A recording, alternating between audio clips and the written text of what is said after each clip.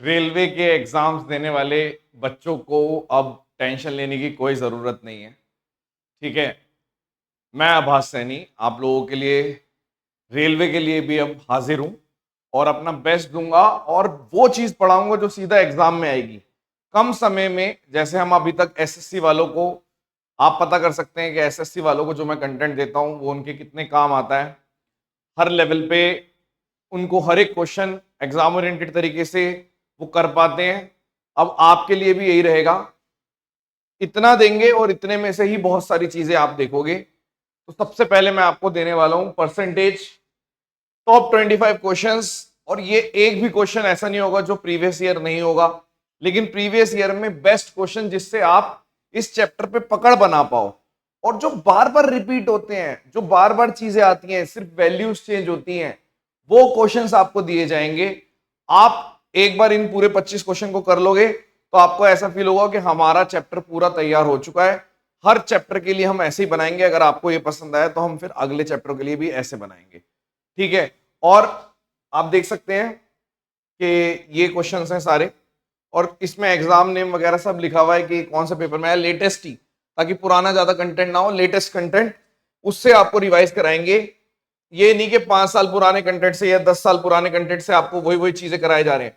सारे latest question है। कोई अगर पुराना होगा भी, जैसे 21-19 का भी है, लेकिन ये बेहतरीन क्वेश्चन है तो हम लेंगे। ईगो भी अपनी साइड में रखेंगे कि नहीं नहीं, सब कुछ वैसे ही बैलेंस करके आपको देंगे। ठीक है, और ये सारे क्वेश्चन मैं आपको कराने वाला हूं, ये पूरे 25 क्वेश्चन ध्यान से देखिएगा। मैं आपको इसमें स्किपिंग भी सिखाऊंगा, आसान क्वेश्चन से लेकर बेसिक क्वेश्चन से लेकर हम आपको उन क्वेश्चन तक लेके जाएंगे जो एक्चुअल में परेशान करते हैं बच्चों को, लेकिन कम समय में उनको करना कैसे है कि भाई 1 मिनट में आप सॉल्व कैसे करोगे, वो सिखाना है मेन।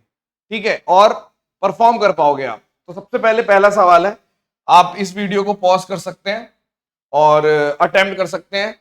शुरुआत आपकी एक सिंपल सवाल से रहेगी ताकि आप लोग थोड़ा कंफर्टेबल हो गए। सांस वांस ले लो, पानी वानी ले लो, कॉपी पेन लेके बैठो। शुरुआत है कि अगर 5% ए का और 4% बी का जोड़ा जाता है, ठीक है, तो ए के 6% और बी के 8% के योग का 2/3 होता है।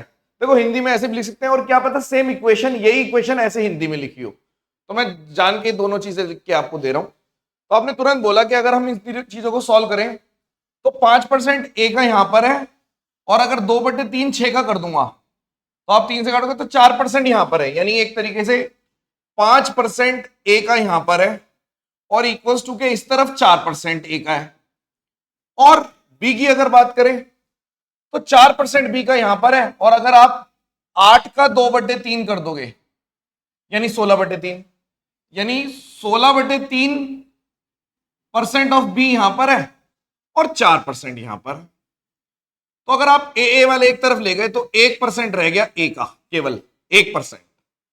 और अगर बी की बात कर रहे हो तो आपने जब इसको भेजा तो आपने बोला 4/3% रह गया, 16 में से 4 चले गए तो आपने बोल दिया 16/3 माइनस 4, तो यहां पे 12 हो गया था ये वाला पोर्शन। तो 16 में से 12 चले गए तो 4। ठीक है, तो ये आ गया यहां पर। अगर आप इसको पूरा एलसीएम ले लोगे तो ऐसे भी लिख सकते हो कि यहाँ पे 3 है, यहाँ पे 16 माइनस 12। ठीक है, तो अब आप बोल रहे हो ये बी का है। परसेंटेज, परसेंटेज से परसेंटेज काट दो और ए और बी का रेशियो 4/3। शुरुआत में बहुत ही सिंपल सा सवाल लेकर आया हूं और बेसिक से शुरू कर रहे हैं हम लोग। ठीक है, यानी कि एक क्वेश्चन तो सीधा सीधा इक्वेशन का कि इधर उधर इधर उधर, इसमें कोई भी बच्चा नहीं फेल होता। इस टाइप के क्वेश्चन को हर कोई अटेम्प्ट करता है और सॉल्व करके आता है। कहां पे बच्चे फेल होते हैं, कहां पे कंपटीशन प्रेजेंट है, वो भी बताऊंगा। एक और सवाल है, बड़े ध्यान से देखिए। यदि ए का वेतन बी के वेतन से 12% ज्यादा है, यदि ए का वेतन बी के वेतन से 12% ज्यादा है, अधिक है, तो जो बी का वेतन है वो ए के वेतन से कितना कम होगा। अब एक चीज ज्यादा है तो दूसरी कम होगी। ये भी बेसिक है, बिल्कुल जीरो लेवल का क्वेश्चन है, धीरे धीरे लेवल बढ़ाएंगे। तो आपने बोला कि अगर ए की बात कर रहे हो तो जो ए है और बी की बात कर रहे हो, आप बोल रहे हो इन दोनों को कंपेयर करना है। जब भी कंपेयर किया जाएगा तो आप रेशियो में लिख दो कि जैसे ए और बी लिख दिया कि अगर बी को 100 मान लिया तो ए को आपने बोल दिया 112। तो आपने बोल दिया अगर मैं इसको ऐसे भी कह दूं तो ये 25 और 28 है। यानी कि जो ए है वो 3 ज्यादा है, लेकिन जो बी है वो 3 कम है। फिर समझो, अब इसने बोला कि अगर मैं बोल रहा हूं कि जो ए है वो, इसको ऐसे पढ़ो, 12% ज्यादा है बी से, यानी कि आपने बोला डिफरेंस 3 है, तो बी कितना कम है। तो आप अगर ध्यान से देखो तो सवाल अगर हम ध्यान से देखें तो आपके सामने रखा हुआ है। कैसे? आपने कहा कि यदि, और मैंने 4 से काटा इसको, 4 से काट दिया, 4 से काटेंगे इधर, 4 से काटेंगे इधर, तो 4 से काटेंगे 25, 4 से काटेंगे तो 12 ज्यादा है तो 28 हो गया। ठीक है ना? अब आप मुझे बताइए, जब भी कंपेयर कर रहे हैं, आपने बोला जो बी की सैलरी है वो ए से कितनी कम है, कंपेयर किससे कर रहे हो? ए से। तो ए के कंपैरिजन में कितनी डिक्रीज है इनटू 100, ये मतलब होता है कंपेयर किससे कर रहे हैं? ए से। तो ए नीचे आ गया और 3 कम है, तो और परसेंट है मतलब 300, तो जैसे इसको निकालोगे तो आप बोलोगे आंसर आ जाएगा 28 एकम 28, 20 बच गया तो ना जाने का 0, 10 पॉइंट समथिंग एक ही ऑप्शन है। इस तरीके के सवाल को आप वर्बली भी कर सकते हो, लेकिन उस लेवल पे धीरे धीरे, मतलब जब आपकी प्रैक्टिस होती है तब आप पहुंचते हैं। ठीक है, मैं बहुत ही जीरो लेवल से पढ़ा रहा हूं, हालांकि मैं जाना नहीं चाहता कि बिल्कुल जीरो लेवल से पढ़ाने वाला टीचर, लेकिन अब मैंने सोच लिया है कि आप लोगों को बिल्कुल जीरो से, जो सबसे गधा बच्चा भी होगा ना, वो भी एक एक क्वेश्चन सीखेगा, उतनी हर एक क्वेश्चन में उतनी एक्सप्लेनेशन देंगे जिससे वो बच्चा सीख जाए। जैसे इस वाले क्वेश्चन में क्या डाउट आ सकता है बच्चों को, जल्दबाजी में अगर ऑप्शन गलत होते तो 3/25 ऐसे, और अगर 100, यानी कि जल्दबाजी में सिली मिस्टेक इसमें 12% हो जाती, ये सिली मिस्टेक है। अगर ऑप्शन में सिली मिस्टेक प्रेजेंट होती, आपकी क्लास में बहुत सारे बच्चे सिली मिस्टेक करके आते। ये रियलिटी है। आप कमेंट में भी बता सकते हो कि अगर 12% होता तो आप गलती से गलत कर देते, क्योंकि हम क्या करते हैं, कंपैरिजन में गलती कर देते हैं। भाई आप बोल रहा है, इसने बोला कि बी की सैलरी कितनी कम है ए से, तो ए के कंपैरिजन में ओरिजिनली बेस जो है वो ए है, यानी कि अगर राम की सैलरी शाम से कितनी ज्यादा है तो बेस शाम हो जाएगा, और शाम की सैलरी राम से कितनी ज्यादा है तो बेस राम हो जाएगा। ठीक है, सवाल नंबर 3। अब इस तरीके का सवाल जब आप पहले देखो तो सबसे पहले तो इसको स्किप कर देना, छोड़ देना, कोई दिक्कत नहीं, बिल्कुल ईगो पे मत लो आप। एक एग्जाम प्रेशर में तीसरा ही क्वेश्चन अगर इतना बढ़िया आएगा तो आप स्किप करेंगे। अब हम तो टीचर है, हमें बताना पड़ेगा कि अगर आप दोबारा से आओगे, जब दूसरी बार आओगे, एक बार आपने देख लिया मैंने बढ़िया बढ़िया क्वेश्चन छाट के कर लिया, अभी मेरे पास मान लीजिए बचे हुए हैं 5 मिनट और आपके बचे हुए हैं 5-6 क्वेश्चन। अब आप सोचोगे कि भाई मुझे कम से कम समय में इसको निपटाना है। ठीक है, साइज की वजह से मैंने स्किप करवाया। अब मैं दोबारा आया तो मैंने देखा यार ये तो करा जा सकता था। सवाल पढ़ते हैं कि अगर एक ईंधन की मूल्य 55, 55 और 30 3 बार डिक्रीज हो गई, 55% से एक बार हुई, फिर 55% से हुई, फिर 30% से हुई, फिर आपकी आखिरी में बाद में 50% से चौथे महीने में बढ़ गई, यानी पहले घट रही है घट रही है घट रही है फिर बढ़ रही है, सक्सेसिवली क्रमागत तरीके से बढ़ रही है लास्ट में, और शुरू की 3 बार घट रही है। अब आपने बोला कि परसेंटेज इंक्रीज या डिक्रीज ओवरऑल बताइए चौथे महीने में शुरुआत से कितना है। अब हम क्या करेंगे, हमने दो दो पार्ट तोड़ दिए, पहले वाला पार्ट के 55 से कोई चीज घट रही है, तो मैं आशा कर रहा हूं कि शायद आपको ये फॉर्मूला पता होगा कि अगर 55 से 2 बार घटती है तो मैंने बोल दिया 55, 55 और 55 इंटू 55, क्योंकि नेगेटिव नेगेटिव पॉजिटिव हो गया, नेगेटिव लिखना चाहो तो लिख दो, बटे 100, यानी आपने बोल दिया ये आ गया, इन दोनों को जोड़ते ही 110, और अगर मैं 55 करूंगा लास्ट में 25 और 5 30 तो 30.5, यानी अगर हम ध्यान से देखें तो ओवरऑल आपका जो आया ये आया मेरा 80% से कोई चीज घट गई 2 महीने में। अगर सिर्फ 2 महीने में बोला जाता अप्रॉक्स, आपने बोला 0.25 को इग्नोर कर दो, आपने बोला लगभग 80% से। अब एक चीज है, ये दोनों भी ले लो, कैसे? आपने बोला 30 और 50, तो या तो मैं ऐसे 30, किसी चीज को 30% से घटाते हैं तो 70% बनाते हैं, किसी चीज को 50% से बढ़ाते हैं तो उसको 1.5 गुना कर देते हैं तो 105 हो गया, यानी कि आप कह रहे हो कि कोई चीज 5% से बढ़ गई। या फिर अगर ये नहीं पता आपको, आपने बेसिक ऐसी जगह से पढ़ रखे हैं कि ये चीज नहीं पता, तो आप फॉर्मूले से करते हो। कैसे? कि भाई आपने बोल दिया 30 है और चौथे महीने में बढ़ रहा है 50, तो फिर आप बोलोगे प्लस यहां पे 30 नेगेटिव का और यहां पे 50 डिवाइडेड बाय 100, तो आपने बोल दिया यहां पे कितना आ गया 20 का और यहां पर आप बोल रहे हो इससे 10 15, यानी कि 5%। यानी ओवरऑल अगर मैं देखूं तो इन दोनों का सक्सेसिव आ रहा -80, यानी 80% से कोई चीज घट रही है, और इसका आ रहा है 5। तो अब 4 महीने का तो दोनों को क्लब कर दो कि 80, ठीक है, 5, और यहां पे 80 इंटू 5, क्योंकि ये नेगेटिव इधर डाल दिया तो बात हुई। तो आपने बोला ठीक है, यानी कि अगर मैं बोल रहा हूं 75 और यहां पे लगभग करोगे 4, तो आपने बोल दिया -79, यानी डिक्रीमेंट हो रहा है। ये तो वैसे ही कर देंगे, अभी इसके बारे में और बातचीत करेंगे, चिंता मत करिए। तो ये आंसर है। अभी इसको कम से कम 1-2 बार और बताऊंगा बड़े ध्यान से। देखो हमने किया क्या, आप इसको वर्बली कैसे कर सकते थे। आपने बोला कि सक्सेसिवली 4 चीजें 55% से घट रहा है, 55% से घट रहा है, फिर आपका 30% से घट रहा है, और 50% से बढ़ रहा है सक्सेसिव। ऐसे होता है सक्सेसिव मतलब क्रमागत। तो आप इन दोनों का इफेक्ट लेके ओवरऑल निकाल सकते थे। जैसे मैंने इन दोनों का इफेक्ट निकाला तो 5% से बढ़ रहा था, क्योंकि मैं इसको ये भी कह सकता हूं कि कोई चीज 30% से घटती है तो 70% बन जाती है। 0.7 का मतलब है 70% बन जाना। कोई चीज 50% से बढ़ती है तो 1.5 गुना हो जाती है, 1.5, या फिर 150% हो जाती है। तो आपने इन दोनों को मल्टीप्लाई किया तो आपने बोला वो चीज 105 हो गई, तो ओवरऑल 5% से बढ़ गई। ये तो हमने तुरंत मुंह जवानी कर सकते थे, धीरे धीरे प्रैक्टिस होगी, आप भी करोगे। मैं आपको करके दिखा रहा हूं, करना आप नहीं है पेपर में, ठीक है।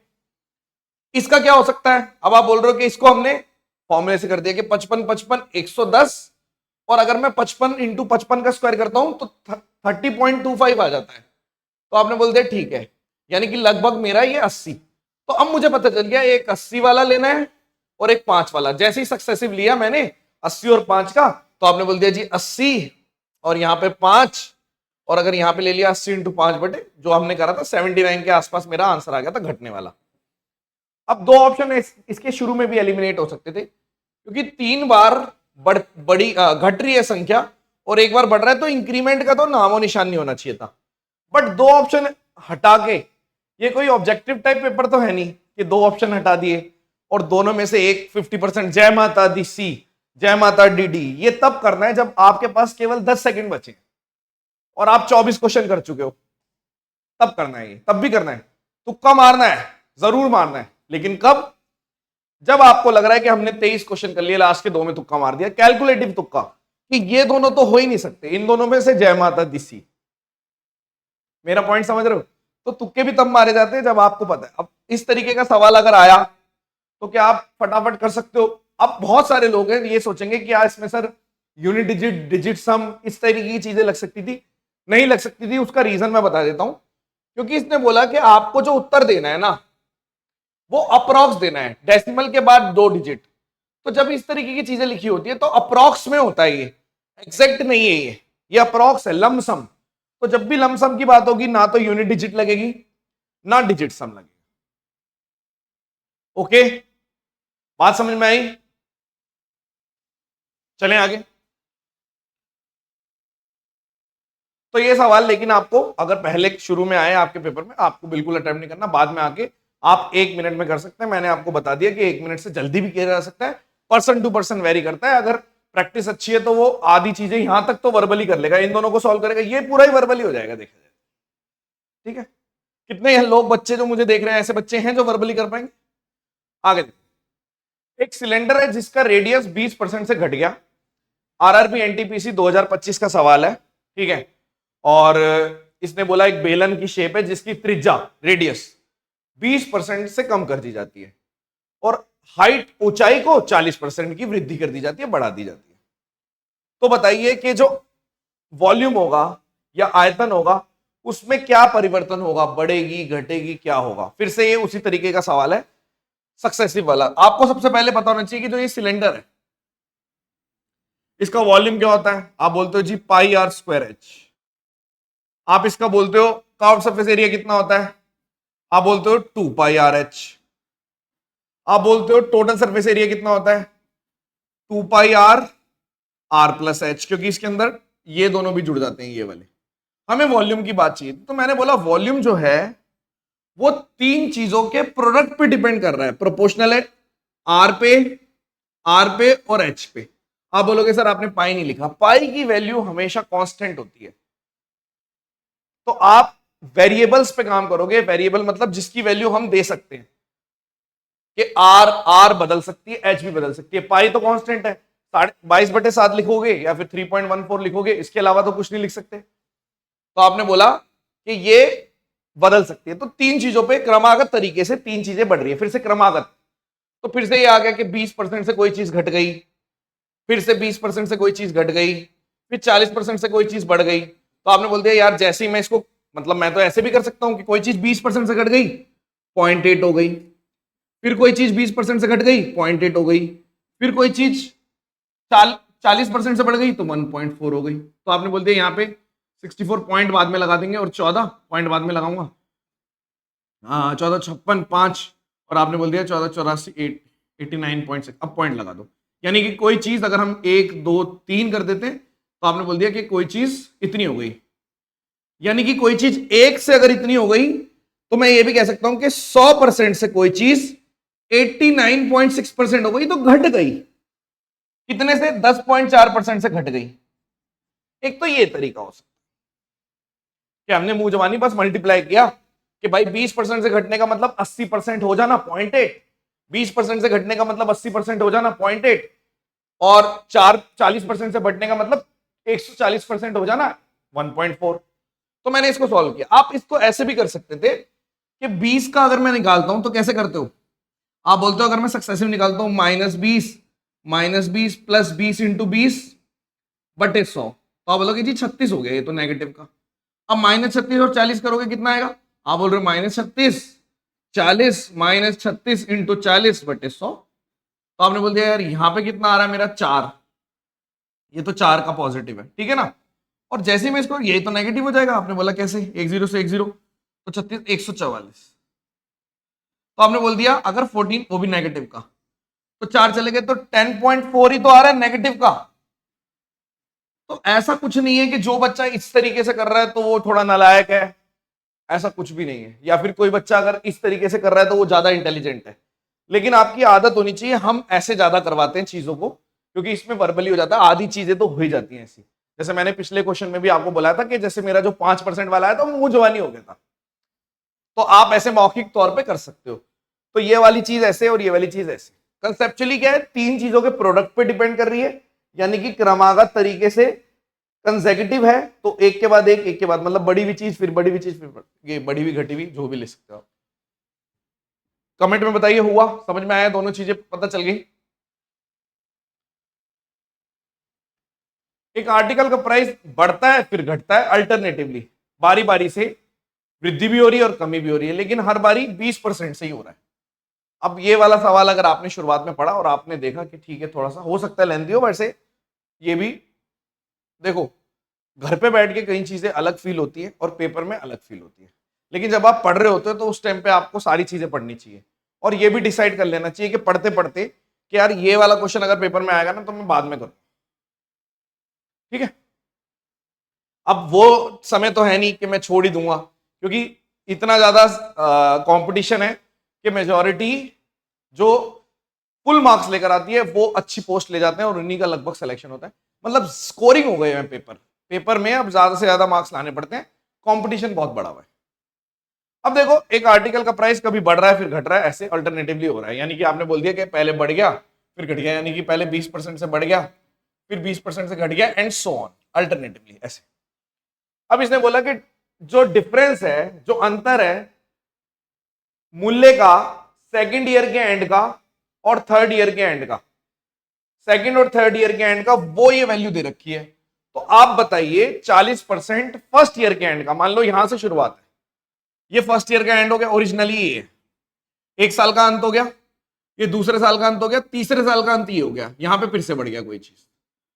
तो ये जो इनके बीच की दूरी है ना वो आपको दे रखी है 1920। सवाल समझिए, तो अगर मेरे से केवल ये पूछता कि 2 साल के अंत का बता दो तो आप बोल देते यार कोई चीज 5 से 6 हो रही है, 20% का मतलब क्या होता है 1/5, तो कोई चीज 5 से 6 हो रही है तो आप बोल देते कि 1 की वैल्यू इतनी है, तो 5 की वैल्यू पूछी होती तो 1920 इंटू 5 हो जाता, परंतु इसने दूसरे साल का अंत नहीं पूछा, इसने बोला पहले साल का अंत का 40%, 40% होता है 2/5, 2/5 ऑफ इधर पहुंचना है। अब मुझे बताओ, जब कोई चीज 20% से घटती है तो आप ये भी कह सकते हो कि कोई चीज 5 से 4 हो रही है, तो आप बोल रहे हो कि 4/5 हुई थी जब ऐसे कर रहा था मैं, लेकिन जब मैं वापस लाऊंगा तो 5/4, यानी अगर ये चीज निकालनी होती इधर, तो जो भी पिछली वैल्यू थी 1920 इंटू 5, इसका 5/4 होना चाहिए। खत्म। आपने बोला 5 से 5 काट दो, यहां पे ये 0 कर दो, ऐसे कर दो, तो सीधा आपने 4 से काट दिया, 4 चौक 16, 4800 आंसर, क्योंकि लास्ट में 0। मैं अभी एक बार फिर से बताऊंगा। पहले तो ये सॉल्व कैसे किया वो देखो। 40% निकालना था, 2/5। फर्स्ट ईयर के एंड तक पहुंचने के लिए क्या किया आपने? आपने बोला जो मेरा ये 1920 था इंटू 5, ये सेकंड ईयर का एंड था, तो मेरे को वापस जाना था, तो कोई चीज 4/5 हुई थी, घट गई थी, तो अगर हम रिटर्न देखेंगे तो 5/4 हो जाएगी। मैं बता देता हूं, ये वाली चीज और एक्सप्लेन कर देता हूं। तो 1 5 से 1 5, ये तो 10 हो गया, यानी 19200 डिवाइडेड बाय 4 सेकंड, तो यहां पे आपका 4800 आ गया। ऐसे समझो कि आपने बोला 2026 चल रहा है और 2027 में जाना है, कोई चीज 20% से घट गई, तो इसका मतलब है कि कोई चीज 4/5 हो गई। लेकिन अगर मैं वापस आऊंगा तो वो चीज नलीफाई इफेक्ट 5/4 होगी। तो अगर मेरी यहां पे वैल्यू थी x, तो वापस आने के लिए यहां पे वैल्यू हो जाएगी x का 5/4। तो मेरी अगर यहां पे वैल्यू थी 1920 इंटू 5, तो वापस जाएंगे तो 1920 इंटू 5 का 5/4 हो जाएगा। जितनी ज्यादा प्रैक्टिस करोगे उतना फायदा होगा। किस चीज में फायदा होगा? कि आप ये सब नहीं बनाओगे, आप तुरंत कर सकते थे कि अगर ये दूसरा चैनल होता या दूसरा तरीके के बच्चे होते तो मैं इतना एक्सप्लेन नहीं करता। अब हम हर क्वेश्चन को प्रॉपर एक्सप्लेन करेंगे, 1 बाय 1 अच्छे से एक्सप्लेन। आगे बढ़ते हैं। अब जैसे एक और सवाल है कि डिफरेंस बताइए पॉपुलेशन का 3 साल के पहले का और 2 साल के पहले का। लगभग मिलता जुलता सवाल, और जिसकी आज की पॉपुलेशन इतनी है और हर साल 25% से बढ़ रही है। यानी कि आप कह रहे हो कि जैसे 25% से बढ़ रही है, 25% से बढ़ रही है, मतलब ये टुडे है और ये हर बार 25% से बढ़ती हुई आ रही है, बढ़ती हुई आ रही है। यानी आप कह रहे हो हर बार 5/4 से मल्टीप्लाई होती हुई आ रही है। ये 25% से बढ़ने का मतलब होता है 125% बनना, और 125% बनने का मतलब होता है कि हर बार वो 5/4 बनती हुई आ रही है, और 25% का मतलब होता है 1/4, यानी कि हर बार 4 में 1 जुड़ता हुआ आ रहा है, तो 5/4 होती हुई आ रही है। एक ही बात है सारी, कि हर बार 5/4 5/4 5/4 होती हुई आ रही है। आपने कहा ठीक है, अगर हर बार 5/4 5/4 5/4 होती हुई आ रही है और आज ये वैल्यू है 19, ये, तो मुझे क्या करना था? मुझे पीछे जाना था, इधर इधर और इनके बीच का डिफरेंस। तो आपने बोला ठीक है।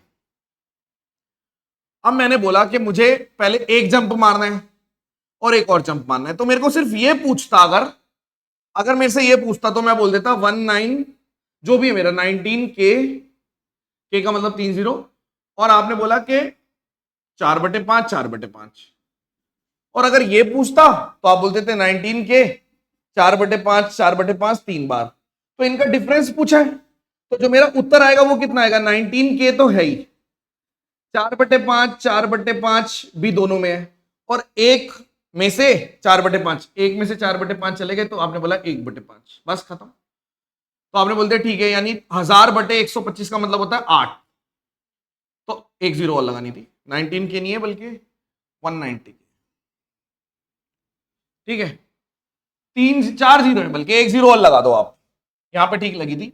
190K लिख दो, ये बाद में देखेंगे बिल्कुल अंत में, क्योंकि जीरो का गड़बड़ हो सकती है। तो अब आपने बोला कि ये कितना था? 1000/125 8, तो आप यूनिट डिजिट भी कर सकते हो कि एक 0 तो आएगा ही आएगा, और 4 चौक 16 और 6 निम 54 4 और 8 चौक 32, 2 0 से एंड होगा। फिर से बताऊंगा मैं, बड़े आराम से बताऊंगा, कोई भी बच्चा नहीं होगा जिसको नहीं समझ में आएगा, सबको आ जाएगा समझ में। बड़े ध्यान से देखना आप। आपने बोला कि कोई चीज 25% से बढ़ती आ रही है, 3 साल पहले का है ये, 3 साल पहले, ये 2 साल पहले, ये 1 साल पहले, तो आज इतनी वैल्यू है। तो 2 साल पहले के लिए मुझे जो चीज 25% से बढ़ती हुई आ रही थी, तो 5/4 से मल्टीप्लाई होती हुई आ रही थी, तो 4/5 4/5 2 बार कर दिया, आ गया। इधर 3 बार हो गया। तो जो इनके बीच का जो डिफरेंस है वो कितना है, वही तो आंसर है, क्योंकि इसने बोला कि डिफरेंस बताओ, तो आपने बोल दिया जो डिफरेंस आया वो आया। एक एक तुरंत कर सकते, अगली बार ये कुछ नहीं करना, तुरंत लिखना है। ये सब ब्रेन में हो जाएगा आपके जब आप प्रैक्टिस करोगे। कम से कम 2 से 3 बार देखिए क्लास को शुरुआत में। तो आपने बोल दिया 1/5 हो जाएगा, और 4/5 4/5 2 बार है। अब मुझे बताइए, ये तो 125 हो गया और ये आपका 1000 था, तो 125 को 1000 से करेंगे तो 8। तो अब यूनिट डिजिट देख लो, 0 तो आएगी आएगी, 9 भी लिखा हुआ है, 4 चौक 16, 6 भी लिखा हुआ है और 8 भी लिखा है। तो यूनिट डिजिट आपने जैसे बोला 2 और 0 का एंड है, तो ये वाला उत्तर था। क्या आपको ये बात समझ में आई? कमेंट सेक्शन बताइए कैसा लगा सवाल, एक्सप्लेनेशन कैसी लगी छठे की। सवाल देखते हैं। जो इनकम टैक्स है वो 18% से बढ़ जाता है, तो नेट इनकम 2% से घट जाती है। कोई बात नहीं, आपने बोला कोई बात नहीं, नेट इनकम 2% से घट जाती है, इनकम टैक्स 18% से बढ़ जाता है। तो ओरिजिनल इनकम टैक्स का रेट क्या है? आप मान लीजिए जो इनकम थी वो मान लीजिए एक्स थी, तो मैंने जब 18% एक्स किया तो इससे 2% ऑफ नेट इनकम घट गई। नेट इनकम कितनी है अभी बता देता हूं। ऐसे हो रहा है, ये कुछ कह रहा है कि 18% घटने से रिड्यूस हो गई 2% ऑफ इतनी नेट इनकम। आप ऐसे भी कह सकते हो, इसको और अच्छे से लिखना है तो आप बोल रहे हो कि एक्स भी मत लिखो, आप सीधा लिखो कि यदि 18% ऑफ इनकम टैक्स तो इससे 2% ऑफ नेट इनकम। आपने बोला हाँ यही बात हो गई नेट इनकम। अब नेट इनकम क्या होती है वो समझो। नेट इनकम होती है कि आपने इनकम में से टैक्स घटा दिया तो नेट इनकम ये होता है। तो आपने बोला ठीक है, यदि मैं इसको ऑफ से ऑफ काट दूं, परसेंटेज से परसेंटेज काट दूं, 2 और 9 लिख दूं, यानी कि मैं कह सकता हूं 9 और ये 9 है और ये 1 है, ऐसे कर सकता हूं। यानी कि आपको आपको ये भी बोला जा सकता है, अगर हम ध्यान से देखें 9 पॉइंट अगर मैं कर दिया 9 और ऐसे समझ लीजिए, थोड़ा सा इसको बताना पड़ेगा कि मान लीजिए आपकी ये इनकम थी और इतना टैक्स था, तो बची हुई नेट इनकम है। तो अब मैंने इनकम टैक्स को इंक्रीज कर दिया 18% से, तो अब आपने इसको जब बढ़ा दिया तो अब ये बच गई। तो आप इसको ऐसे देख लो, फिर से देखिए, यदि ये इनकम है, ये टैक्स है, तो ये नेट इनकम है। फिर से समझना, कोई दिक्कत नहीं है। हमने इसको बढ़ा दिया 18% से, ऐसे लिख दो पूरा, वरना कोई ना कोई कम समझेगा, पूरा लिखना पड़ेगा। वरना एक ही लाइन का होता है, बट वो प्रैक्टिस से हो जाता है, तुरंत वर्बली हो जाता है। ये तो मैं बता देता हूं कितना आएगा, 2 और 18 9 और 1, तो 1/10, 10% आंसर आएगा। बता देता हूं कैसे आया। 18% से 2% नेट इनकम, ये आ गया। तो अगर मेरे से कोई रेशियो पूछ रहा है कि टैक्स का और नेट इनकम का, तो आप बोलोगे ऑफ से ऑफ, परसेंटेज से परसेंटेज, 2 से 9। तो आपने बोल दिया ये 1 और 9 आ गया, ये ठीक है। तो यदि ये 9 है और ये 1 है तो ये 10 होगा। तो इसका मतलब मेरा रेट ऑफ इनकम का मतलब है आप 10 रुपए में से 1 रुपए टैक्स देते थे, तो आपका 10% इनकम टैक्स हुआ करता था ओरिजिनली। लेकिन बाद में अगर न्यू पूछा होता, तो अगर मेरे से नया पूछता तो मैं बोल देता कि 10% को आप किससे बढ़ा दो, 18% से, तो नया आंसर आता है 11.8%। एक छोटा सा चेंज करके मैं आप सबको धप्पा कर सकता था, सिर्फ मैं ओरिजिनल की जगह न्यू लिख देता, तो सबके साथ गड़बड़ हो जाती कि यार ये क्या हो गया। तो हमें ध्यान रखना है कि ये पुरानी चीजें लिखी हुई हैं, तो ये 9 आया, ये 1 आया, तो ये 10 आया। तो 10 रुपए में से 1 रुपए आप टैक्स का देते थे, तो 10% देते थे तो ओरिजिनली देते थे। अब नहीं, अब वो चीज जो 10% थी 11.8, तो मार्क आपका 10% क्योंकि ओरिजिनली पूछा। एक आदमी अपनी आय का 75% खर्च कर देता है, उसकी आय में यदि 20% की वृद्धि होती है और व्यय में, खर्चे में 10% की वृद्धि होती है, तो बचत कितने? आप बताइए कि इनकम का मतलब क्या होता है, एक्सपेंडिचर और सेविंग, बचत और खर्चे का जोड़ मिला के ये होता है। मैं इसमें कुछ बदलाव करूंगा और इसमें भी कुछ बदलाव करूंगा तो इसमें भी होगा। आपने बोला हाँ। यदि वो 75% का मतलब होता है 3/4, यानी कि अगर 4 रुपए में से यदि वो 3 रुपए खर्च कर देता है तो 1 रुपए बचा लेता है। तो 3 में अगर कोई चेंजेस करोगे, 1 में भी चेंजेस करोगे तो 4 में भी हो जाएगा, जिसे आप एलिगेशन बोलते हो। तो अगर मैं 3 में चेंजेस कर रहा हूं, 1 में और प्लस है, मल्टीप्लाई नहीं है जो मैं सक्सेसिव वाला फॉर्मूला लगा दूं, प्लस है। आपने बोला ठीक है, क्रमागत वाला नहीं है, कंसेक्यूटिव नहीं है, मल्टीप्लाई नहीं है। तो आपने बोला 3 का मतलब है एक्सपेंडिचर में कितना फर्क आ रहा है, 10% का। इनकम में टोटल में कितना फर्क आ रहा है, 20%, दोनों ही प्लस है। तो अगर आप बोल रहे हो ये डिफरेंस इसका और ये डिफरेंस इसका, हमेशा क्योंकि ये उल्टा हो जाता है, ये अगर 1 है तो बैलेंस करने के लिए 1, ये 3। तो अगर 1 की वैल्यू 10 आ रही है तो 3 की वैल्यू 30 आएगी। तो ये 10, 20, 50 हो गया। यानी कि आप कह रहे हो कि 50%, यानी कि अगर ये 10 से बढ़ाया होता, ये 50 से बढ़ाया होता तो 20% ये बढ़ जाता। मेरा आंसर है 50%। ये एलिगेशन है, इसको एमपीजी भी बोलते हैं। आप इसको ऐसे कर सकते हो, फिर से समझ लीजिए क्या हुआ। जिन्हें ये सब नहीं आ रहा, लेट से आप देखते देखते आप बहुत ज्यादा वीक है और आपको नहीं आ रहा, तो इसका मतलब आपको पहले सिलेबस करना चाहिए। कोई भी कोर्स खरीदिए, सिलेबस करिए। आप मेरा स्पार्टन्स बैच भी ले सकते हो, जो धीरे धीरे समझते हैं उनके लिए स्पार्टन्स है। सुपर 100 उनके लिए होता है जो एक बार पढ़ चुके हैं लेकिन तब भी उन्हें ठीक से नहीं आता, उनके लिए सुपर 100 होता है। आप किसी और टीचर का भी देख सकते हैं, उसके बाद इसको आगे देख लेना, ठीक है। तो आपने बोला कि ये 3 में इतने प्रतिशत की वृद्धि हुई, 1 में कितना पता नहीं था, लेकिन ओवरऑल 4 में इतनी हुई। तो आपने बोल दिया 1 की वैल्यू 10 और 3 की वैल्यू 30, खत्म।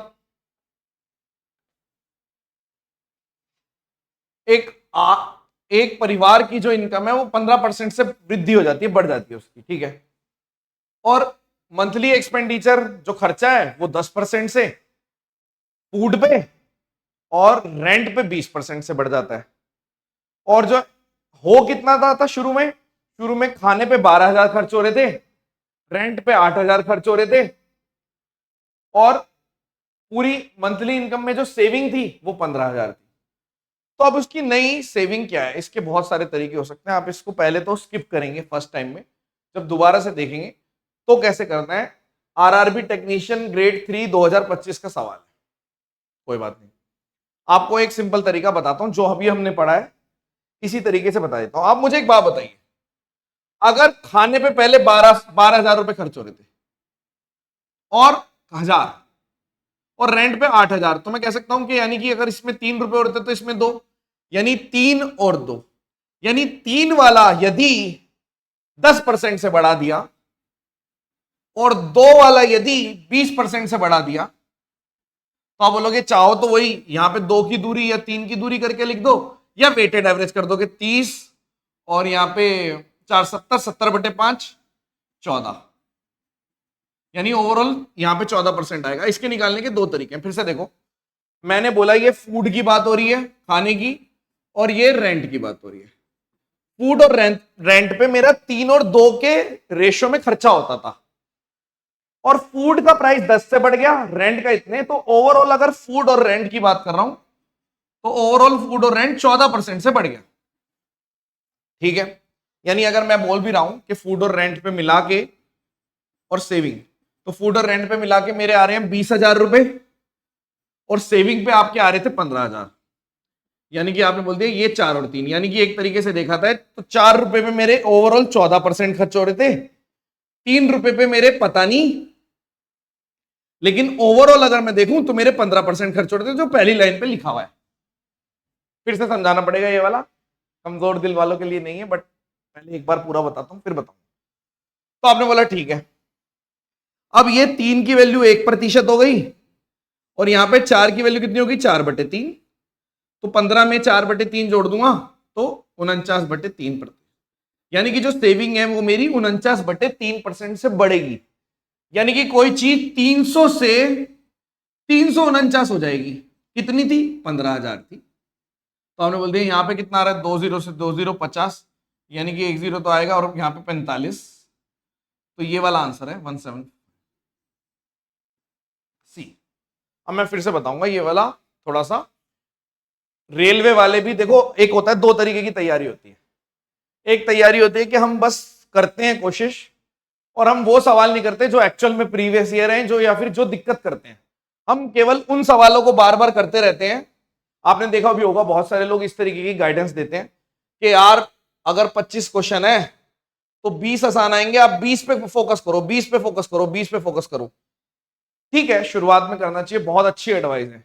बट जैसे ही आप ये 20 कर लोगे तो आपको समझ में आएगा कि सिलेक्शन नहीं है वहां पे, वो भीड़ हो। आप सिलेक्शन के लिए पढ़ रहे हो तो आपको शुरुआत में बच्चे जब ये पढ़ रहे होते हैं तो इस तरीके के सवाल को समझने की भी कोशिश नहीं करते, जबकि प्रीवियस ईयर क्वेश्चन है वो कहते हैं नहीं नहीं नहीं नहीं हम नहीं करेंगे। भाई मेरे, अगर आपको सिलेक्शन लेना है, भीड़ में बनना है या सिलेक्शन लेना है, सिलेक्शन लेना है तो इन 5 क्वेश्चनों पे भी तो फोकस करना पड़ेगा। अब समझो, आपने बोला कि भाई हमने ओवरऑल इनकम की 3 चीजों पे खर्च किया, फूड पे भी खर्च किया, रेंट पे भी खर्च किया और सेविंग भी।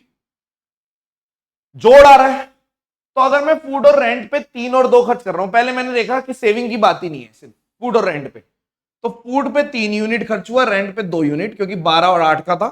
ये किसी प्रतिशत से बड़ा, ये तो ओवरऑल 70। हम इसको लिखा कैसे वो भी बताता हूं, 3 × 10 और 2 × 20 बटे 5, क्योंकि 3 और 2 5, तो आपने बोल दिया यहाँ पे 14% आ गया। तो अब मुझे बताओ, जब इन दोनों पे मिला के 20,000 खर्च हुए थे और सेविंग पे 15,000, तो 4 और 3, यानी इस पे मिला के 14% थे, और ओवरऑल इनकम कितने से है, पहली लाइन लिखी हुई है 15%, तो 15। तो ये सेविंग पे अगर परसेंटेज पूछता तो 49/3% आ जाता।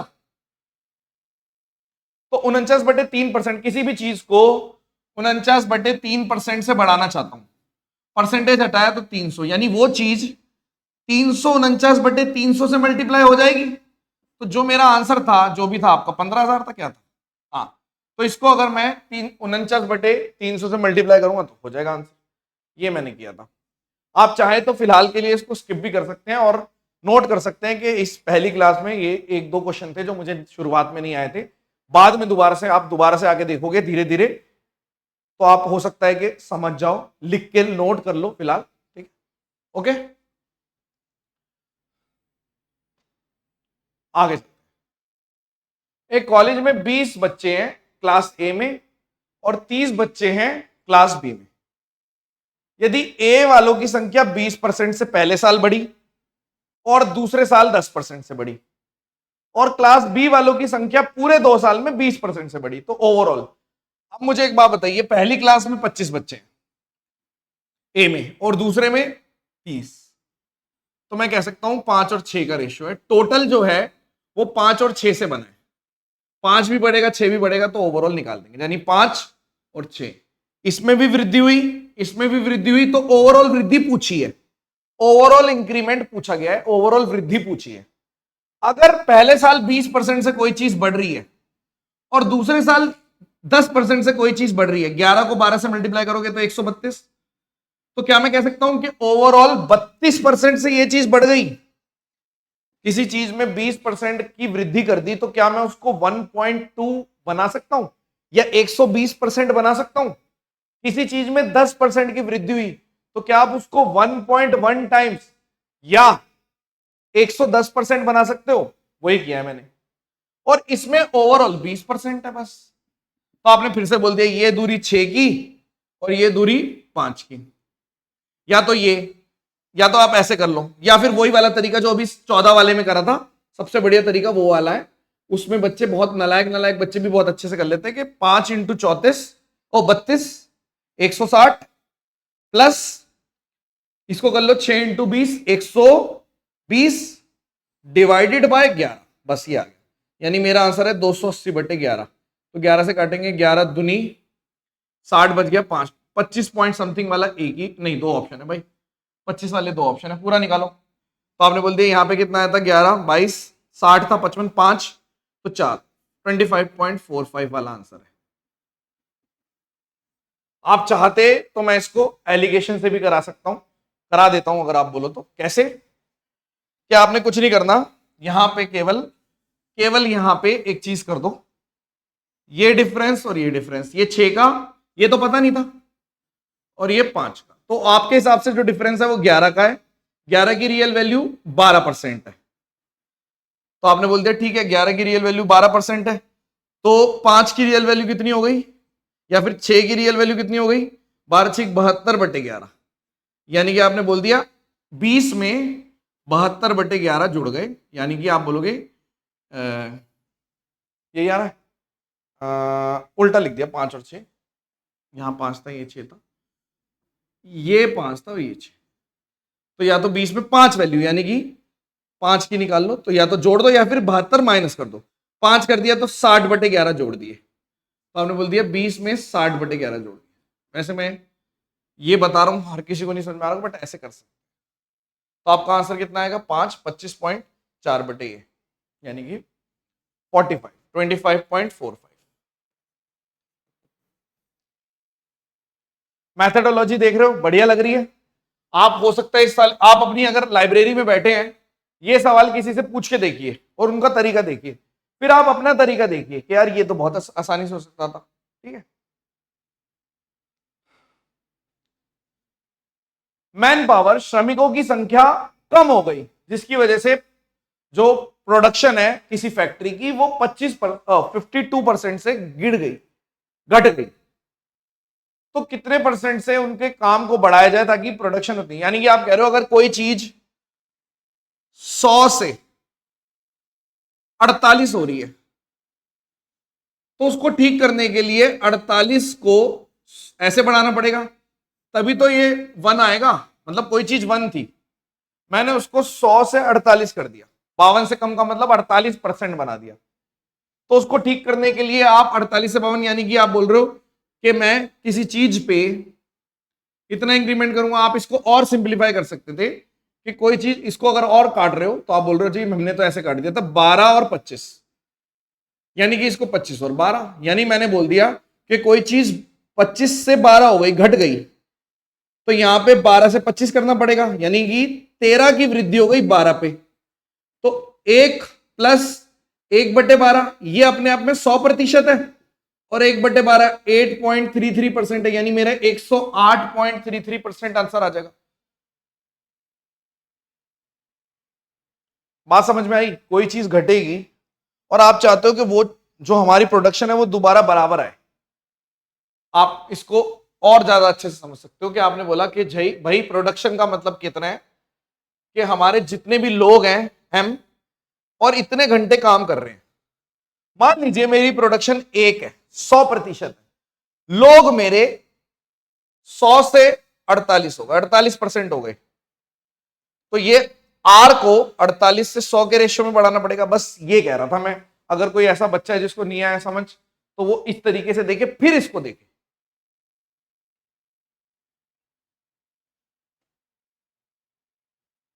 गेहूं के जो प्राइस है या मूल्य है उसमें 25% पैसे कम हो गए, मतलब 25% से उसका प्राइस कम हो गया, तो आप 5 किलो और खरीद रहे हो 600 रुपए में। यानी कि अगर अब देखो इसने पूछा ओरिजिनल बताओ, लेकिन ओरिजिनल से पहले एक सिंपल सी बात बताइए, अगर मेरे से नया प्राइस पूछा जाता, न्यू प्राइस, तो मैं एक लाइन में लिख सकता था कि यदि 600 का 25% जो है वो 5 किलो खरीद के दे रहा है। ऐसे ये नए प्राइस का मतलब क्या है कि 600 का 25% 5 किलो, यानी नए वाले का यहां पे 1 कर दो तो यहां पे 5, तो आपने बोल दिया ठीक है, यानी इसका 1/4 करता तो 150, यानी कि 30, यानी 30 रुपए आ गया नया प्राइस।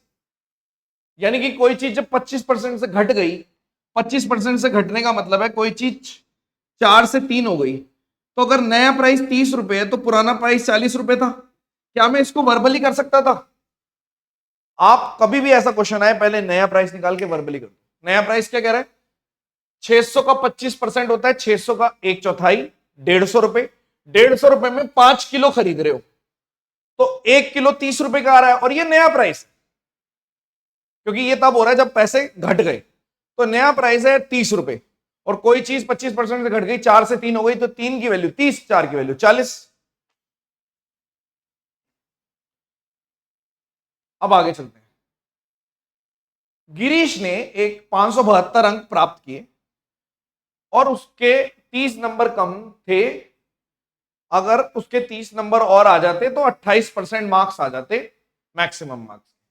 लेकिन उसके दोस्त के 473 नंबर है, तो कितने प्रतिशत आए हैं आप मुझे बताइए। 28% की वैल्यू क्या है? आपको बोल रहा है 572 में 30 जोड़ दो, 30। तो आपने बोल दिया ठीक है यार, यानी कि एक तरीके से 602। क्या मैं बोल सकता हूं कि 602 नंबर का मतलब 28 है, तो एक नंबर का मतलब 28/602 है। तो इसके दोस्त के 473 आए थे, तो क्या 473 का मतलब इतने परसेंट आ गए? ये परसेंटेज तो आएगी। आपने बोला हाँ, तो मैं 7 से काट देता हूं। 7 चौक 28, तत्तू 8 56, 7 6 42, 2 कर दो, यहां पे 43 कर दो, 43 1 43 1 22% इसका उत्तर है। मैं ऑप्शन वगैरह बहुत सारी चीजें हर क्वेश्चन में करा सकता हूं, बट आप समझ सकते हो कि वो नहीं आता पेपर में, इतना नहीं हो पाता। आप ज्यादा से ज्यादा 2 से 3 क्वेश्चन में ऑप्शन लगा पाओगे, 25 में से हर क्वेश्चन में ऑप्शन नहीं लग सकते। एग्जाम प्रेशर ही एक चीज होती है घर बैठ के करने में, और उसमें बहुत जमीन आसमान का फर्क है। और जब आप जब काम सुई से हो सकता है, तो तलवार निकालने की जरूरत नहीं है। आपके पास इतना टाइम ही नहीं है कि सारे बार बार ऑप्शन की तरफ। जब आपका हाथ रुकेगा तब आप देखेंगे, सीधी सी बात। क्या आपको ये बात समझ में आई, हाँ या ना? आगे बढ़ते हैं कि एक एग्जाम है, ठीक है, 80% स्टूडेंट फिजिक्स में पास हुए, 70% केमिस्ट्री में पास हुए, 15% दोनों में फेल हो गए। यानी कि आप ओवरऑल कह रहे हो कि भैया ऐसा है कि टोटल 85% पास हुए, ओके, और 80% फिजिक्स में पास हुए। ये 80% है मान लो फिजिक्स है, ये 70 है मान लो ये केमिस्ट्री है। और ओवरऑल कितना है? अगर अगर 15% फेल हो गए, तो हमारे हिसाब से इन तीनों का जोड़ कितना आना चाहिए था? एबीसी कितना आना चाहिए था? 85। और आपके हिसाब से ए बी और दोबारा से बी और सी, यानी बी को 2 बार करने पे कितना आ रहा है? 150। तो आपने बोल दिया कि इसका मतलब बी मेरा 65 आ रहा है। फिर से बताऊंगा, ये 150 क्या है? 150 है ए और बी और फिर से बी और सी। 85 85 कितना होना चाहिए था? ए बी और सी। तो अगर मैं एबीसी में से ये काट दूंगा, नीचे कर दूंगा, तो ये तो बी है, यानी कि यही था 65%। अब आपसे पूछा गया है टोटल नंबर ऑफ स्टूडेंट जो अपीयर हुए वो बताओ, यदि 325 सब में पास हुए थे, यानी 65% की वैल्यू 325 दे रखी है, तो 100%, ये 5 से जा रहा है, 5 से चला गया तो 500।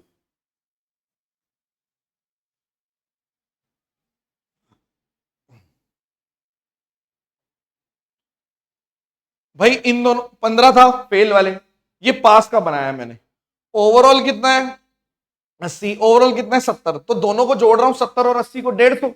150 में बी 2 बार जुड़ रहा है, हमारा आना चाहिए था 85, तो यानी कि 65 फालतू आ रहा है बी की वजह से।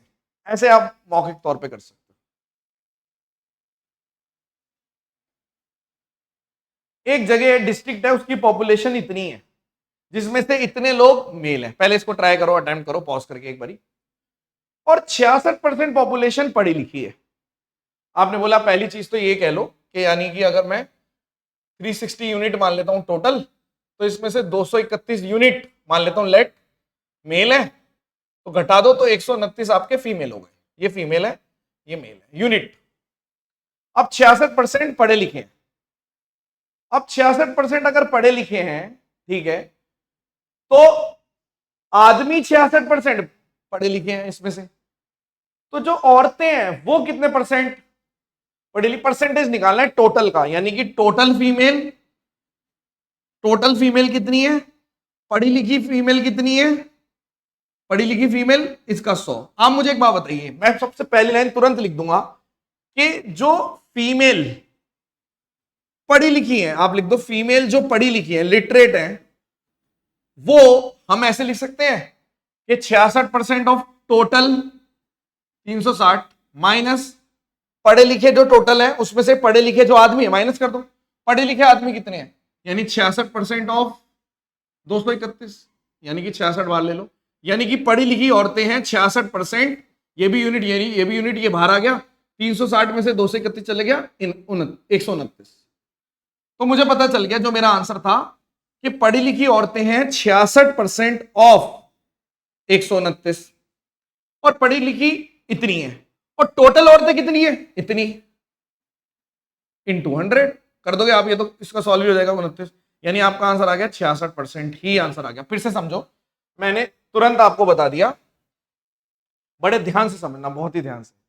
आपके पास टोटल फीमेल दे रखी है इतने यूनिट, टोटल मेल इतने, पढ़े लिखे टोटल दे रखे हैं 66, 300, मतलब टोटल, मतलब मैंने बोल दिया जो फीमेल है जो पढ़ी लिखी है, तो जो टोटल पढ़े लिखे हैं उसमें से आदमी जो पढ़े लिखे हैं वो माइनस कर दूंगा। टोटल पढ़े लिखे कितने हो गए, टोटल पढ़े लिखे हैं 66% पूरी पॉपुलेशन का, तो 66 पूरी पॉपुलेशन का। आदमी कितने हैं, आदमी 231 है, तो इसका भी 66% पढ़ा लिखा है, लिखा हुआ है। तो अगर माइनस हो गया तो 66 बाहर ले लिया तो 129, यानी पढ़ी लिखी जो औरतें हैं वो 66 ऑफ 129 है, तो टोटल का, और फीमेल थी 129, तो आपसे यही तो पूछा, आप इतना भी मत लिखो, इतना समझ लो कि ये ही टोटल फीमेल थी, तो आंसर 66% ही आ गया, सॉल्व। M I clear? पानी की कमी हो गई जिसकी वजह से 10% पॉपुलेशन चली गई, बचे हुए में से फिर 40% काम के लिए चले गए, काम ढूंढते ढूंढते चले गए, तो इस टाइम पे पॉपुलेशन इतनी है।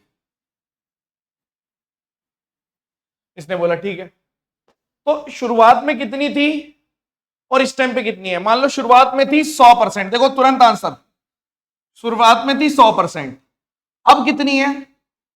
आप ऐसे भी कह सकते हो कि शुरुआत में 1 यूनिट थी, 1 यूनिट, अब कितनी है? 1 का 90% बचा है क्योंकि 10 तो भग गया, अब बचे हुए का 40% फिर चला गया, तो बचा कितना? 60, तो 60 का मतलब होता है 3/5।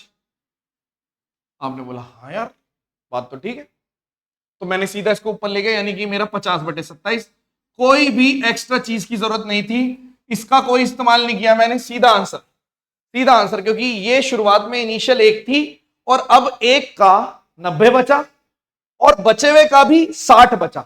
60% का मतलब होता है 3/5, 90% का मतलब होता है 9/5, बस ये इस्तेमाल किया मैंने। क्या आपको ये समझ में आया, कैसा लगा? कमेंट सेक्शन में बताइए प्लीज। हम जो एफर्ट्स लगा रहे हैं, एक एक बच्चा हर, मतलब इस तरीके से फील करे कि मैं आपसे बात कर रहा हूं, ठीक है?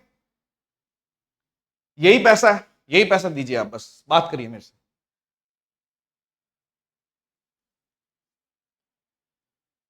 गांव के 10% लोग बीमारी से मर गए, कोलेरा हो गया, ठीक है, निवासी हैजा से मर, और बचे हुए में से 25% छोड़ के चले गए, और अब इतनी पॉपुलेशन है, तो शुरुआत में कितनी थी? मान लो शुरुआत में थी x, बचे कितने? 10 चले गए, तो बचे कितने? 90 बचे। अब इन बचे हुए से भी 25% चले गए, बचे कितने? 75, 3/4, तो ये आ गया 4050। तो आपने बोल दिया ठीक है यार,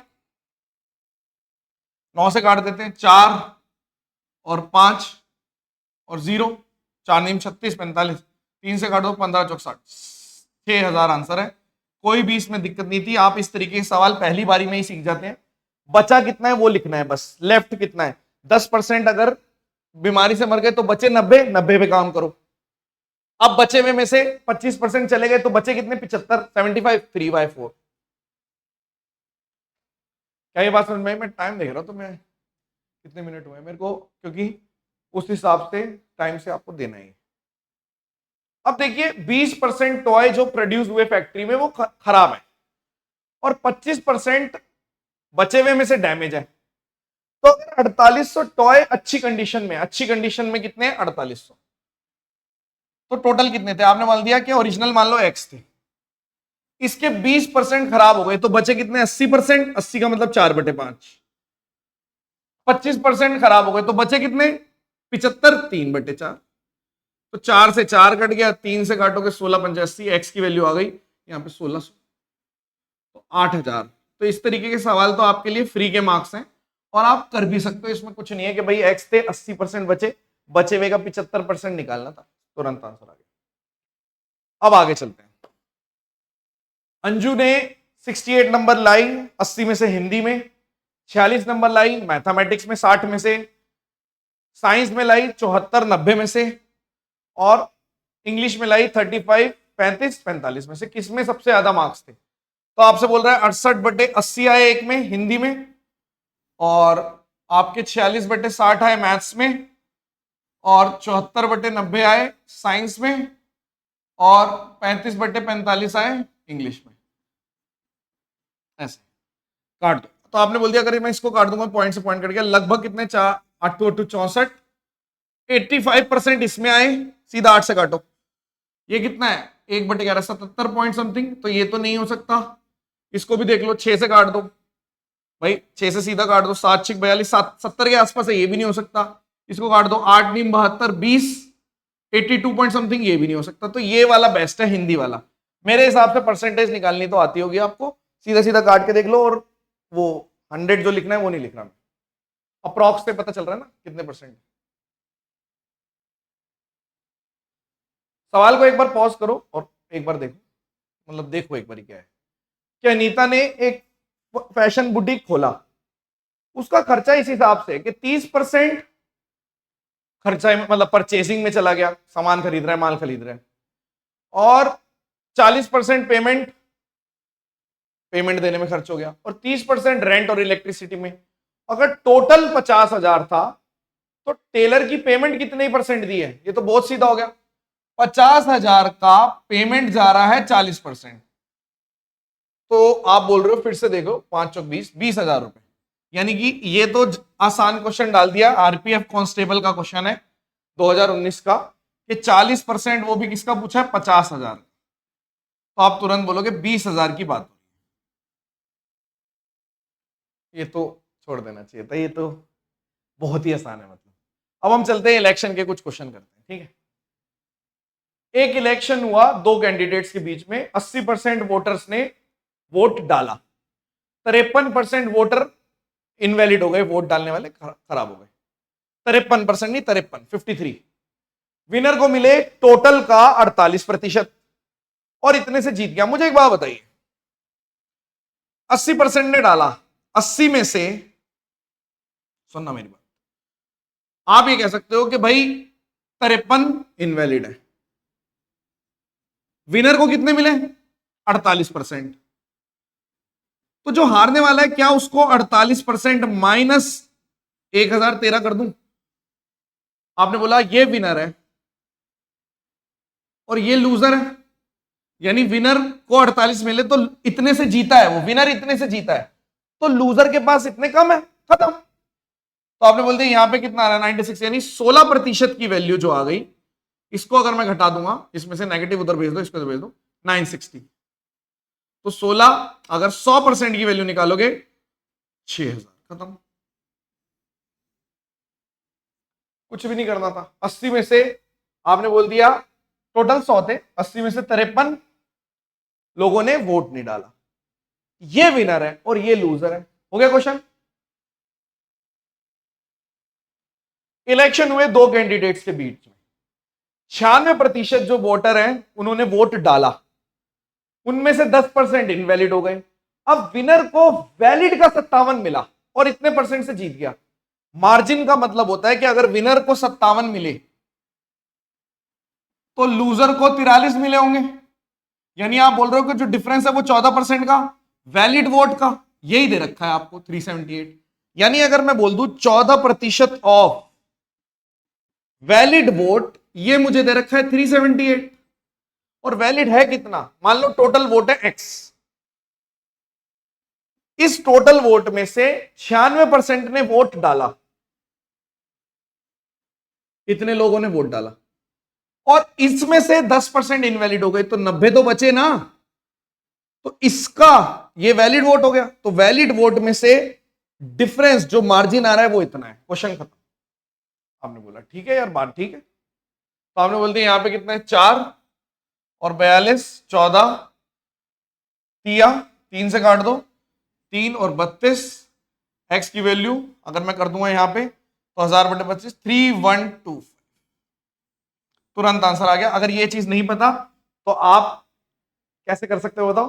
जैसे अगर 32 लिखा हुआ है, सुनना मेरी बात, और यहाँ पे लिखा हुआ है ऐसे 0 0 करके 1 0 ऐसे, सुनना मेरी बात। अब तो आपने बोल दिया यहाँ पे मैं इसको 8 कर दूं, 8 कर दो, 4 से कर दो, तो यहाँ पे आपने बोल दिया 25।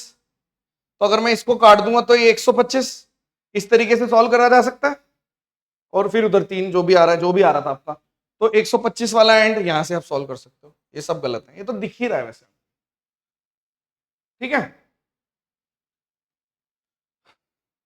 इलेक्शन हुए 2 कैंडिडेट्स के बीच में, आराम से करो। 75% ने वोट डाला, 2% इनवैलिड हो गए। कैंडिडेट को इतने वोट मिले जो कि वैलिड का 75% है, तो टोटल कितने हो गए? यानी अब की बारी वैलिड का 3/4 आपको गिवन है, 75% जो कि है 9261। तो 3/4 ऑफ वैलिड कितना है? वैलिड है x का 75% जो वोट डालने गए, तो 3/4 टोटल x थे, और 2% ने इनवैलिड हो गए। तो आपने बोल दिया कि इसका मतलब क्या है? 98%। तो इसकी वैल्यू है 9261, कोई दिक्कत नहीं है। तो आपने बोला ठीक है, कोई इश्यू नहीं है, पहले हम इसको सॉल्व करते हैं। यही आ रहा 3/4 3/4 करके, आपने बोला हाँ, यहां पे 2 कर दो, यहां पे 49 कर दो, 3 3 3 9 कर दो, 9 से काट दो, 9 एकम 9, 9 दूनी 18, और ये इतना आ गया। फिर 49 से काट देते हैं, 2 21, तो आपका आंसर आ गया x की वैल्यू 21 और 8, 16800 तुरंत। यूनिट डिजिट से भी कर सकते थे, 2 0 तो आ रहे हैं, 4 दूनी 8, 8 और 1 8, यूनिट डिजिट 8 आ गई, 2 0 तो थी भाई, यही आ रहा है 4 दूनी 8, 21 8 और 2 0, तो यहां पे आपने बोल दिया 8। वैसे तो इतनी देर में हो जाता है, बट बच्चे खुश होते हैं इन सब चीजों को बताने से, बट कुछ फर्क नहीं पड़ता। क्या ही फर्क पड़ेगा अगर मैं यूनिट डिजिट नहीं भी बताऊंगा, इसमें कितनी देर में आंसर आएगा, 1-2 सेकंड का फर्क। आप यहां पे देखिए वैलिड का ये दे रखा था, इस वाले में वैलिड का डिफरेंस दे रखा था। नेक्स्ट आगे चलते हैं। कविता ने 2 सेब और 5 मैंगो इतने के खरीदे। अगर एप्पल की कॉस्ट 50% से कम हो गई और मैंगो अभी भी उतने का है, तो 2 एप्पल और 4 मैंगो इतने रुपए के हैं। तो 8 एप्पल और 8 मैंगो कितने के होंगे? 8 एप्पल और 8 मैंगो, यानी 8 एप्पल और मैंगो का प्राइस निकालना था। 8 का मल्टीपल ढूंढो, ये नहीं हो सकता, ये नहीं हो सकता, ये आंसर है। खैर ये तो कहने की बात हो गई, अब सॉल्व भी कर देते हैं, वैसे तो तुरंत हो गया। तो आपने बोला कि 2 एप्पल और 5 मैंगो का प्राइस है 239, और अगर मैंगो का प्राइस a/2 हो गया और अभी भी 2 एप्पल और 4 मैंगो का प्राइस पूछा, तो आपने बोल दिया इससे कट गया, तो ये आ गया 184। तो आप मुझे बताइए, इसमें से चला गया a और इसमें से एक चला गया माइनस माइनस माइनस 5, तो ये 55 आ गया। तो अगर a + 5 55 है, तो 8 × 55, तो आपने तुरंत बोल दिया 440 आंसर है, सॉल्व। बात समझ में आई आपको? कमेंट करते रहना, सब्सक्राइब भी कर देना, आगे के लिए पूरा नोटिफिकेशन चालू वालू करके रखो, ताकि इंपॉर्टेंट चीजें मिस ना हो। रेलवे से रिलेटेड सारी चीजें, हर एक चीज आपको बेस्ट से बेस्ट मिलेगी रेलवे से रिलेटेड। एग्जाम हुए, 41% लोग फेल हो गए इकोनॉमिक्स में, 35% फेल हो गए ज्योग्राफी में, 39% फेल हो गए हिस्ट्री में। 3 वाला केस है, जैसे आपने देखा, यानी आपको समझ में आ गया कि ये 3 वाला केस चल रहा है ऐसे। अब सवाल पढ़ लेते हैं। इसने बोला इकोनॉमिक्स है 41, ठीक है, सवाल देखो। ज्योग्राफी है 35 और हिस्ट्री है 39, 5% सब में फेल है, बीच में सारे तीनों में फेल है। 14% इकोनॉमिक्स और ज्योग्राफी, यानी कि अगर ये 14 है तो ये 5 है, तो ये 9 आ गया। और 21% फेल है ज्योग्राफी और हिस्ट्री में, ये 21 है, यानी कि ये 16 आ गया। और 18% फेल है हिस्ट्री और इकोनॉमिक्स में, 18 का मतलब ये 13 आ गया, ठीक है। अब इसने बोला इकोनॉमिक्स ओनली, तो 41 में से यदि मैं 13 और 5 और 9 ये घटा दूंगा, तो आप बोलोगे तो 27 हो गया। तो 41 में से 27 चला गया, तो 14% आंसर। डायग्राम से ही आंसर आ गया। क्यों जबरदस्ती की आपको मेहनत करनी थी? आरआरबी एनटीपीसी 2021 का सवाल है ये। देखो ये सवाल आरआरबी जेई में आया था, ठीक है। बहुत सिंपल सा सवाल था, इसमें कोई नहीं फंसेगा। एनटीपीसी 2025 का सवाल है, इसमें भी कुछ नहीं, सिली हो सकती है, बट इसमें आप समय बचा सकते हो, दूसरों के कंपैरिजन में समय बच सकता है। तीसरे वाले सवाल में आप इसमें आपके अगर मेथड सही है तो आप फिर से समय बचा दोगे, वरना बच्चे इसको छोड़ देंगे। ये भी जेई में आया था 2025। मेरे को कमेंट बताइए इस टाइप का सवाल आप आगे से कर लोगे जल्दी, ठीक है। कोई हवाबाजी नहीं, कमेंट कितना, मतलब ऐसा नहीं है कि मैंने कोई जबरदस्ती दिखाई है आपको, ठीक है। एनटीपीसी 2025 का सवाल है, फिर से ये तो खैर आसान है, इसमें कुछ नहीं है, पुराने लेवल के सवाल है। ये बहुत अच्छा है, 2026 में आया डिफरेंस। ये चीजें मैं पहले कराता था तो उस टाइम पे बच्चे बोलते थे, 1-2 साल पहले, मतलब हम तो पहले से करा रहे हैं, एसएससी में तो आता ही है, तो बोलते थे कि इस टाइप का नहीं आता। देखो 2026 में एनटीपीसी ने पूछ लिया, और ऐसा नहीं है कि एनटीपीसी में 26 में आया तो पहले नहीं आया, पहले के सवाल है, सब कंपटीशन के सवाल है। अच्छा सवाल है, तुरंत। फिर वैसे ही सवाल था, कुछ वर्बली आप कर सकते थे, एक्सप्लेनेशन ज्यादा है, बट आप तुरंत निकाल सकते थे। हमें बताना पड़ेगा एज ए टीचर, ये भी सही है, इसको थोड़ा सा एक्सप्लेन करना पड़ा ताकि कोई फंसे ना, ठीक है। और 1 टाइम का है ये, बस इसमें न्यू और पुराने वाले में फंस सकते हैं, बाकी किसी में नहीं फंसेंगे। ये हमने फिर आपको एलिगेशन लगाना सिखाया कि जब प्लस पे डिपेंड होते हैं, ये 2 क्वेश्चन उसके थे। इसका ये वाला मेथड ये आप स्किप भी कर सकते हो, क्योंकि ये थोड़ा सा हैवी लग रहा होगा, लेकिन मैंने आपको इसका भी बढ़िया मेथड बताया, ठीक है। आपके बेस्ट 25 में से कौन से क्वेश्चन बेस्ट थे, या कौन से क्वेश्चन रिवाइज करने वाले थे, उन्हें टाइम स्टैम्प कर दो कि ये क्वेश्चन मेरे को टाइम स्टैम्प पे, मैं दोबारा आऊंगा तो ये रिवाइज करूंगा, टाइम स्टैम्प कर दो, ठीक है। अच्छा रहेगा, ये भी अच्छा क्वेश्चन, आसान क्वेश्चन, और ये भी आसान क्वेश्चन माना जाएगा। अच्छा क्वेश्चन है, इसका मैंने बढ़िया तरीका आपको बताया, ये भी बहुत आसान क्वेश्चन है, उल्टा जाना था, ये भी बहुत आसान क्वेश्चन है। अच्छा, आपको समझ में आया होगा। ये वाले में तो बहुत ही लोग फंसते हैं, इसको हम एक और तरीके से बता सकते थे, एवरेज वाले तरीके से।